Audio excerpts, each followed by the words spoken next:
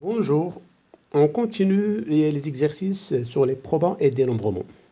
Alors voici l'énoncé. Soit n un entier supérieur ou égal à 3, on dispose de deux urnes U et V. Alors l'urne U, elle contient deux boules blanches et n boules noires. L'urne V contient n boules blanches et deux boules noires. On choisit au hasard l'une des deux urnes, puis on tire deux boules de cette urne successivement et sans remise. Faites attention, on indique bien que le tirage s'effectue successivement et sans remise. Donc il faut penser à l'ordre. Il faut penser à ce qu'on appelle un arrangement. On désigne par l'événement U, c'est l'événement choisir l'urne U. L'événement V, choisir l'urne V. Et B, l'événement tirer ou bien choisir tirer deux boules blanches. Alors, dans cet exercice, on vous donne des propositions. On vous donne par exemple la première proposition et on vous demande de répondre est-ce qu'elle est vraie ou bien elle est fausse. Même chose pour la B, la C et la D. Alors, pour répondre à la question, P de B inter U, alors ça veut dire quoi P de B inter U? P de B inter U, c'est d'abord choisir l'urne U et y tirer deux boules blanches. Alors, illustrer la situation, on prend un arbre. Voilà, U, V. Alors, choisis U, choisis ou bien V, donc avec une probabilité de 1,5, même chose ici. Alors, une fois que je choisis l'urne U, je peux y tirer deux boules blanches successivement. Je peux tirer la première, là, je peux avoir une noire. Après, deuxième tirage, une blanche ou bien une noire. La même chose pour l'urne V. Bah, ça ne m'intéresse pas de continuer là parce que je ne m'intéresse pas aux boules noires. Alors, je peux tirer une blanche, premier tirage, ou bien une noire. Deuxième tirage, une blanche, une noire. Donc, ce qui nous intéresse, c'est ce chemin-là. Ou ce chemin-là. C'est là où il y a tiré deux boules blanches. Alors, la composition des urnes U, elle contient deux blanches, N noires. V, N blanche, deux noires. Alors, on commence pour répondre à la question. Probabilité blanche inter U, ça veut dire choisir l'urne U et y tirer une boule blanche. Ou bien, sachant qu'on a choisi U, quelle est la probabilité? Alors, choisir U et avoir deux boules blanches. Donc, on peut utiliser la formule qu'on a déjà vue dans le cours. C'est P, sachant qu'on a choisi U, quelle est la probabilité de tirer deux boules blanches, fois P de U, égale. Alors là, on a déjà parlé de ça. Tirage s'effectue successivement et sans remise. Donc, c'est un arrangement. Alors, le nombre de cas favorables, tirer deux blanches parmi deux blanches. Le nombre de cas possibles, tirer deux boules parmi n plus 2. Faites attention, j'ai deux blanches et un noir, ça fait le total, c'est n plus 2, fois probabilité de tirer ou bien de choisir l'urne U, c'est 1,5. Et là, je remplace arrangement dans 2, c'est 2. Arrangement 2 dans n plus 2, c'est égal à n plus 2, fois, jusqu'au dernier rang. Le dernier rang, c'est n plus 2, moins 2 plus 1, ça fait n plus 1. Donc, on a juste deux termes, fois 1,5, je simplifie, et ça donne 1 sur n plus 2, facteur de n plus 1. Alors, on compare à la proposition, donc ça c'est faux à cause de ce 2-là. Après, on vous demande P de B égale cette expression. P de B, ça veut dire la probabilité totale. Alors, avoir deux boules blanches, on peut les avoir à partir de l'urne U, ou ça veut dire plus à partir de l'urne V. Alors, probabilité totale P de B égale P. Je peux avoir B à partir de l'urne U, ou ça fait plus, avoir B à partir de l'urne V.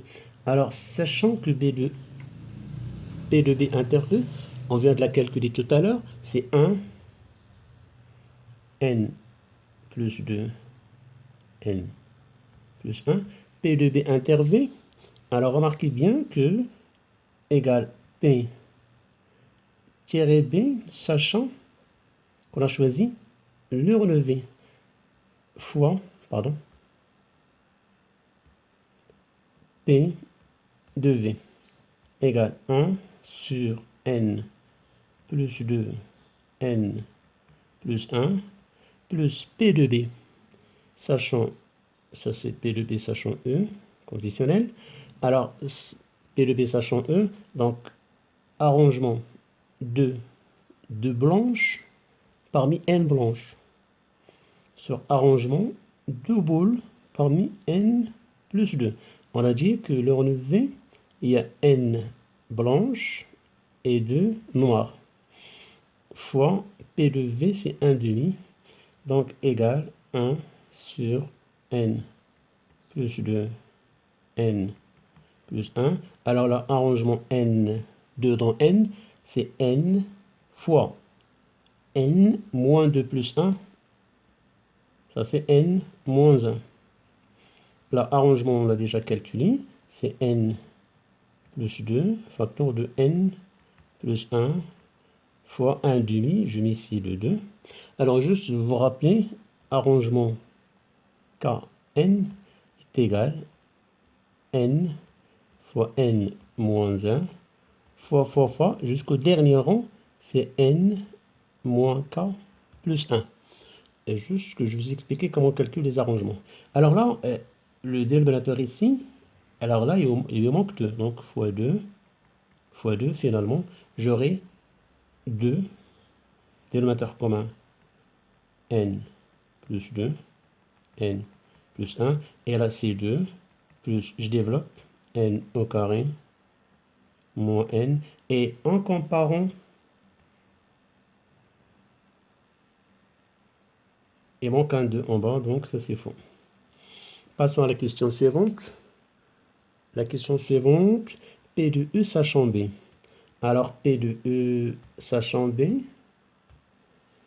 c'est la probabilité conditionnelle inversée. P, E sachant B, on peut l'écrire comme ça. Sachant B, qui est la probabilité que ce soit tiré de E.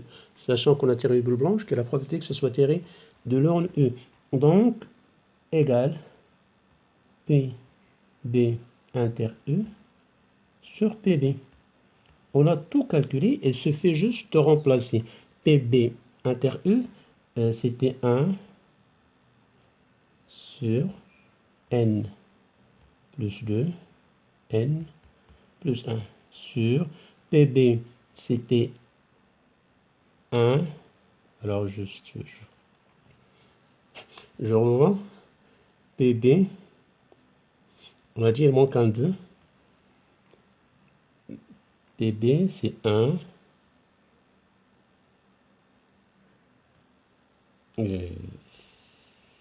Et le carré moins 1 plus 2.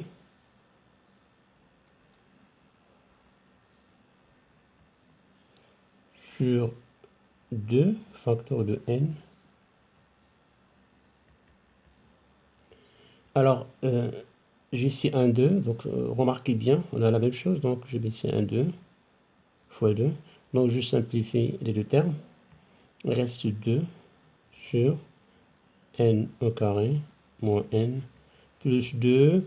On va comparer et c'était bien, donc c'est vrai. La dernière question, pour que B de E sachant B inférieur ou égal à 0, il suffit que N supérieur ou égal à 4.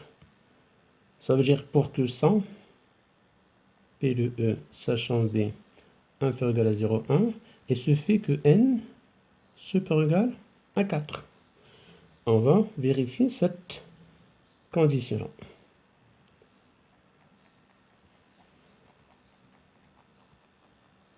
Alors, on sait que égale 2 sur N au carré moins N